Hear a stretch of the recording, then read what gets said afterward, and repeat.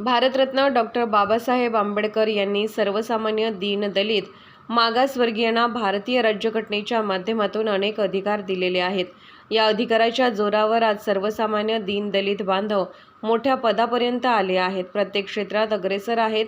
सकाळी उठल्यानंतर सायंकाळी झोपेपर्यंत प्रत्येकाला भारतीय राज्यघटनेत वेगवेगळ्या प्रकारे अधिकार दिलेले आहेत. असे असताना भारतीय जनता पार्टीने येत्या लोकसभा निवडणुकीत 400 पेक्षा जास्त जागा मिळवल्यास भारतीय राज्यघटना बदलणार असे मत उत्तर कन्नडचे माजी खासदार अनंतकुमार हेगडे यांनी दिल्याची माहिती कर्नाटक राज्य वड समाजाचे संचालक, बेळगाव जिल्हा वडर समाजाचे अध्यक्ष राजेंद्र वडर पवार यांनी दिले.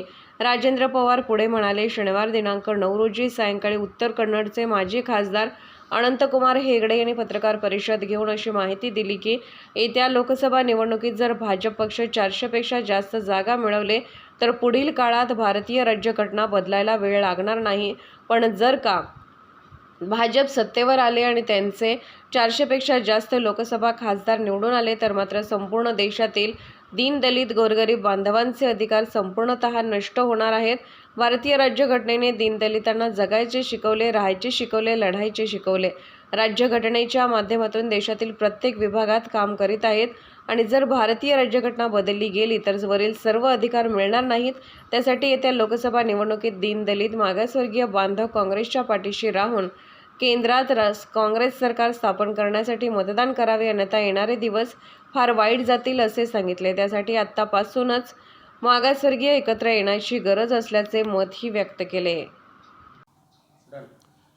ಎಲ್ಲರಿಗೂ ನಮಸ್ಕಾರಗಳು.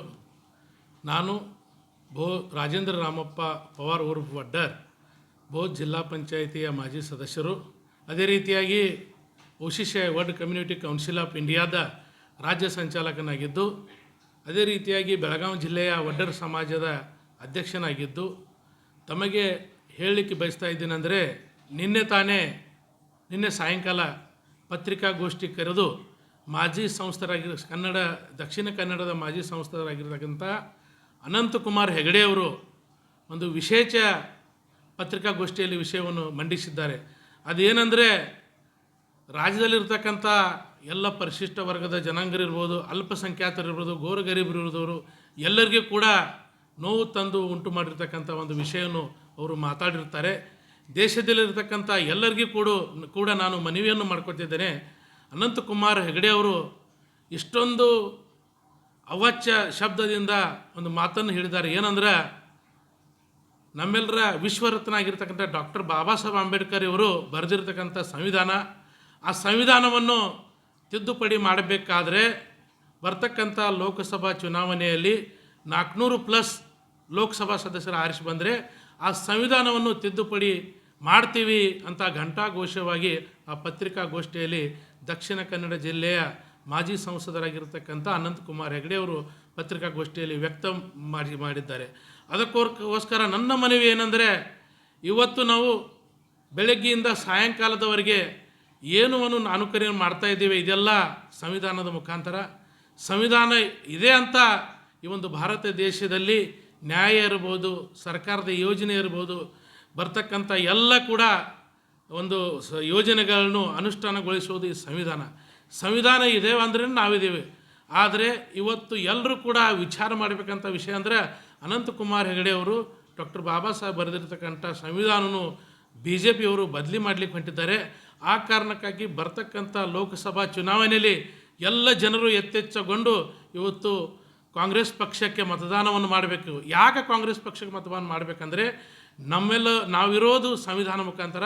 ಆ ಸಂವಿಧಾನ ಬದಲಾವಣೆ ಆಯ್ತಂದರೆ ನಮ್ಮ ಪರಿಸ್ಥಿತಿ ಬಹಳಷ್ಟು ಗಂಭೀರ ಆಗ್ತದೆ. ಆದ ಕಾರಣ ಬರ್ತಕ್ಕಂಥ ಚುನಾವಣೆಯಲ್ಲಿ ಆದಷ್ಟು ಕಾಂಗ್ರೆಸ್ ಪಕ್ಷವನ್ನು ಕೇಂದ್ರದಲ್ಲಿ ತರಬೇಕಂತ ತಮಗೆ ಮನವಿ ಮಾಡುತ್ತಾ, ಇನ್ನೊಂದು ವಿಷಯವನ್ನು ತಮ್ಮ ಮುಖಾಂತರ ನಾನು ಹೇಳಿಕ್ಕೆ ಬಯಸ್ತಾ ಇದ್ದೇನೆ. ರಾಜ್ಯದಲ್ಲಿರ್ತಕ್ಕಂಥ ಕಾಂಗ್ರೆಸ್ ಸರ್ಕಾರ ಚುನಾವಣೆ ಪೂರ್ವದಲ್ಲಿ ಏನೋ ಒಂದು 5 ಗ್ಯಾರಂಟಿಗಳನ್ನು ಕೊಟ್ಟಿದ್ದು, ಆ ಗ್ಯಾರಂಟಿಗಳನ್ನು ಕೂಡ ನೆರವೇರಿಸಿದಲ್ಲಿ ಮಾನ್ಯ ಸಿದ್ದರಾಮಯ್ಯ ಸಾಹೇಬರು ಈಗಾಗಲೇ ಅನುಕರಣೆಯನ್ನು ಮಾಡಿದ್ದಾರೆ.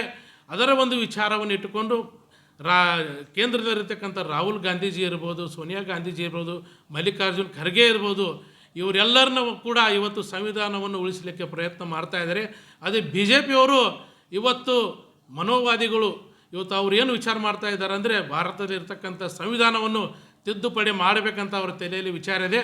ಆ ವಿಚಾರವನ್ನು ಈಗ ಬಹಿರಂಗವಾಗಿ ಆ ಬಿ ಜೆ ಪಿಯ ಸಂಸದರು ಕೂಡ ನಿನ್ನೆ ಅಲ್ಲಿ ಪತ್ರಿಕಾಗೋಷ್ಠಿಯಲ್ಲಿ ವ್ಯಕ್ತ ಮಾಡಿರ್ತಾರೆ. ಆ ಕಾರಣಕ್ಕಾಗಿ ದಯವಿಟ್ಟು ದೇಶದಲ್ಲಿರ್ತಕ್ಕಂಥ ಯುವಕರಿರ್ಬೋದು, ಹಿರಿಯರಿರ್ಬೋದು, ಮಹಿಳೆಯರಿರ್ಬೋದು, ಯುವಕ ಮಿತ್ರರಿರ್ಬೋದು, ಎಲ್ಲರಿಗೂ ಕೂಡ ನಾನು ಮನವಿ ಮಾಡ್ತಾ ಇದ್ದೇನೆ, ಬರ್ತಕ್ಕಂಥ ಲೋಕಸಭಾ ಚುನಾವಣೆಯಲ್ಲಿ ಬಿ ಜೆ ಪಿಗೆ ಯಾರೂ ಕೂಡ ಮತವನ್ನು ಹಾಕಬಾರ್ದು.